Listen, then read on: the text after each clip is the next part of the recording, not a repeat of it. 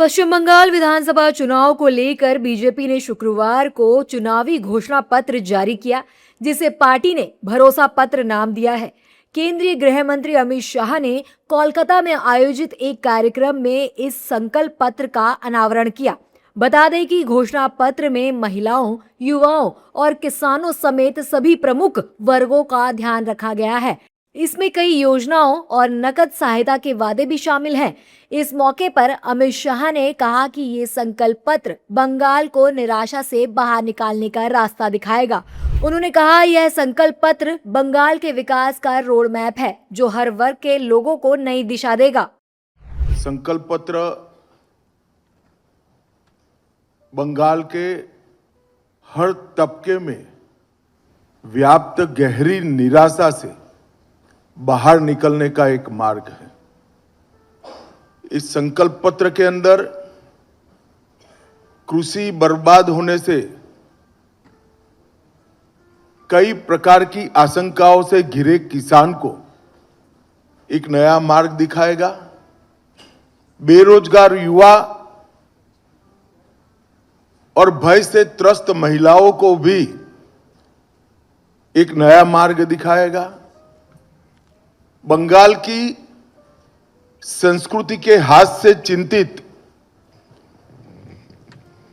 बंगाल संस्कृति के गौरव की अनुभूति करने वाले हर नागरिक को एक नई आशा और नया भरोसा देगा। और नरेंद्र मोदी जी के विकसित भारत की जो कल्पना है, उसमें विकसित भारत का रोड मैप भी ये संकल्प पत्र बंगाल की जनता के सामने रखेगा। गृह मंत्री अमित शाह ने राज्य की सत्ताधारी टीएमसी पर भी तीखा हमला बोला। उन्होंने सीएम ममता बनर्जी पर घुसपैठियों को संरक्षण देने का आरोप लगाया। साथ ही उन्होंने दावा किया है कि हमारी सरकार आते ही हम 200 दिनों में घुसपैठियों द्वारा कब्जाई हुई जमीन खाली कराएंगे। अवैध अतिक्रमण, घुसपैठियों का आर्द्र भूमियों पर से और वन पर से और शहरी क्षेत्रों में सरकारी भूमि पर से हम 200 दिन में ये हटाएंगे। हमने आसाम में कर दिखाया है। 1,50,000 एकड़ एंक्रोचमेंट हमने हटाया है। इसी तर्ज पर यहाँ एक वैज्ञानिक कार्यक्रम बनाकर घुसपैठियों का अवैध अतिक्रमण हटाने का काम भारतीय जनता पार्टी की बनने वाली सरकार करेगी। कार्यक्रम में अमित शाह ने पश्चिम बंगाल की राजनीति को लेकर भी बड़ा बयान दिया है। बंगाल में हुमायूं कबीर द्वारा बीजेपी से जोड़ी गई 1,000 रुपए करोड़ की डील वाली वीडियो पर चुप्पी तोड़ते हुए कहा कि आप ममता जी की क्षमताओं से अनजान हो।